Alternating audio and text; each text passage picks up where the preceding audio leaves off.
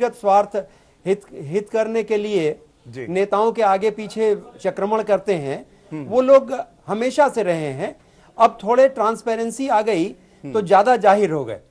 अगर जो नियम बनाए गए और ब्यूरोक्रेसी या पुलिस ये तय कर ले कि हम नियमों से समझौता नहीं करेंगे, तो एक अच्छा सुशासन दिया जा सकता है। इसके लिए अलग से कोई सिस्टम बनाने की आवश्यकता अभी नहीं है। अब प्रश्न ये उठता है कि हम में कितना आत्मशक्ति है और कितना हम निर्णय ले सकते हैं। अगर गलत को गलत हम अपने वरिष्ठ लोगों के सामने, अपने माननीय मंत्री जी के सामने कहने की क्षमता रखते हैं तो हम सफल प्रशासक हैं, हमारा कुछ नहीं बिगड़ेगा। ठीक है, शहजाद पूनावाला इस पर कुछ रिएक्ट करना चाह रहे हैं। शहजाद, मैं समझता हूँ कि जो हमारे देश के IAS, IPS, IFS, IRS officers जो होते हैं, ये लोग बड़े पढ़ाई लिखाई करके एग्जाम, बहुत ही कम्पिटिटिव एग्जाम पास करके ये लोग चुने जाते हैं जी। इनकी काबिलियत पर और इनके देश प्रेम पर कोई सवाल निशान नहीं होता। सिस्टम ऐसा है, जैसे आप थाना बेचने की बात कर रहे हो, तो ये भी है मध्य प्रदेश में कि रेत माफिया ने नरेंद्र कुमार को मरवा दिया, IPS अफसर था इतना युवा, ये भी सत्यता है। अलग अलग प्रदेशों में अफसरों को प्रताड़ित किया जा रहा है और चीजें हो रही है गलत। मेरा कहना यह है कि क्यों ना हम लोग एक ऐसा ढांचा तैयार करें जिसमें कि अच्छे अफसरों को संरक्षण मिले।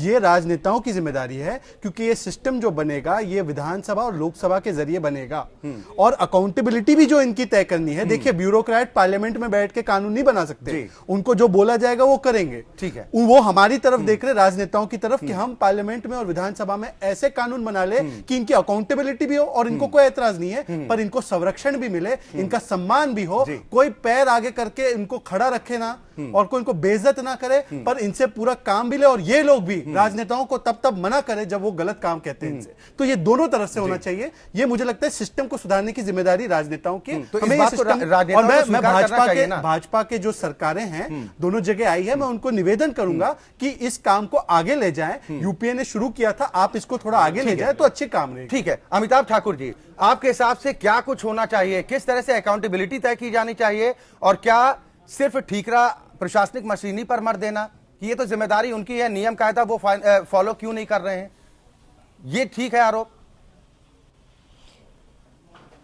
देखिए, मुझे लगता है कि जो नियम बने हुए हैं, जो परंपराएं बनी हुई थी, जैसे कैप्टन द्विवेदी साहब ने एक बात कही कि सीनियर मोस्ट आदमी हेडक्वार्टर पर रहेगा, और तमाम ऐसी परंपराएं बनी हुई थी जो सभी IAS, IPS, IAS, PCS अफसरों को मालूम था, अन्य विभाग के अफसरों को मालूम था, सबों को मालूम था कि फला फला व्यवस्था है, हमें इस तरह से मेरा करियर ग्रोथ होगा और हम इस व्यवस्था में रहेंगे जी। नेताओं ने और कुछ सत्ता लोलुप अधिकारियों ने उसको छिन्न भिन्न कर दिया। उन व्यवस्थाओं को हम पुनर्जीवित कर पाए, उनका पालन कर पाए, जो रिटन लॉ है और अनरिटन लॉ है, दोनों का पालन हो, तब हमारा निश्चित रूप से भला होगा। ठीक है सर, फाइनल कमेंट में विनय जी आपका चाहूंगा कि अमिताभ ठाकुर जी जो बात कह रहे हैं या द्विवेदी साहब ने जो बातें कही हैं, और जो हमारे राजनीतिक दलों के जो हमारे मेहमान हैं उन्होंने जो बातें पांडे को कुछ कहने का वक्त दिया था, पर उनसे कंप्लीट करा लीजिए क्योंकि आपने बीच में रोका था उनको। जी पांडे जी, फाइनल कमेंट भी आप एक दे दीजिए इसमें, क्या जो तमाम बातें अधिकारी भी रहे और अच्छा हुआ विनय जी ने अवसर दिया। मैं ये कहना चाह रहा था, देखिए हमारी सरकार जो आएगी वो राजनीतिक रूप से उसकी सोच बहुत स्पष्ट है। हम ईमानदार अधिकारियों को संरक्षण देंगे, उनके करियर विकास के साथ कोई खिलवाड़ नहीं करेंगे, जाति और धर्म के आधार पर उनके साथ कोई भेदभाव नहीं होगा, हम मेरिट सिस्टम रियल सेंस में एस्टेब्लिश करेंगे, और हम चाहेंगे कि वो अफसर भी जनहितों से समझौता न करे। हम उनकी तैनाती, पदोन्नति, सेवा शर्तों से कोई भी नियमों से हटके कुछ भी राजनीतिक हस्तक्षेप नहीं करेंगे। हमें बहुत खुशी है कि आपका चैनल बहुत ही समय पर एक प्रासंगिक विषय लेकर आया है। ये बहुत अच्छी विषय आप चर्चा कर रहे हैं। मुझे लगता है कि आवाज पहुंचेगी, हमारे पॉलिटिकल बॉस और भी तमाम लोग हैं वहां तक भी पहुंचेगी। मैं मानता हूं कि उत्तर प्रदेश में जैसे ही राजनीतिकरण हुआ है नौकरशाही का, उससे हमारी सरकार बचेगी। चलिए, बिल्कुल उम्मीद भी करते हैं पांडे जी, जो बातें आपने जो भरोसा दिलाने की कोशिश की है उस भरोसे पर आपकी सरकार खरी भी उतरे। विनय जी, फाइनल कमेंट आपसे, ये मुमकिन भी है या सिर्फ हम बहस कर रहे हैं? सबने पॉजिटिव बात की है, जो बात स्टार्ट कमेंट किया था शहजाद पूनावाला साहब ने कि अधिकारी तो वही रहेंगे, अलग से आप भर्ती तो करने नहीं जा रहे हैं। सबसे बड़ी बात है कि अधिकारी जब वही हैं तो उनको एक अकाउंटेबिलिटी फिक्स करनी चाहिए, उस हिसाब से काम देना चाहिए। और सबसे बड़ी बात है कि अधिकारियों को प्रताड़ित भी न करे, उन पर नाहक दबाव भी न डाले, इसलिए कि विजिलेंट जो पॉलिटिकल सिस्टम वो भी काम करे। और सबसे बड़ी बात है आपस में कोई गुटबाजी ना हो। हमें लगता है कि एक अधिकारी की दूसरे अधिकारी टांग खींचता है कि आप उनको हटा दीजिए, मैं ये कर दूंगा। ये चीज अगर खत्म हो जाए कि आप किसी को आउट ऑफ टर्म जाके कुछ दे सकते हैं, तो सिस्टम अपने आप सुधर जाएगा। चलिए, बिल्कुल, बहुत शुक्रिया आप सभी मेहमानों का हमारे साथ इस कार्यक्रम में शामिल होने के लिए। तो अब नई सरकार का गठन, शपथ ग्रहण होना है। नई सरकार के सामने चुनौतियां भी कई हैं, लेकिन इन चुनौतियों से पार पाने में सरकारी मशीनरी का सहयोग बेहद जरूरी है। ये तालमेल, बेहतर तालमेल किस तरह से सरकार बना पाने में कामयाब होगी, ये देखना भी काफी दिलचस्प होगा। लोकतंत्र में आज के लिए बस इतना ही। एपीएन न्यूज में खबरों का सिलसिला लगातार जारी।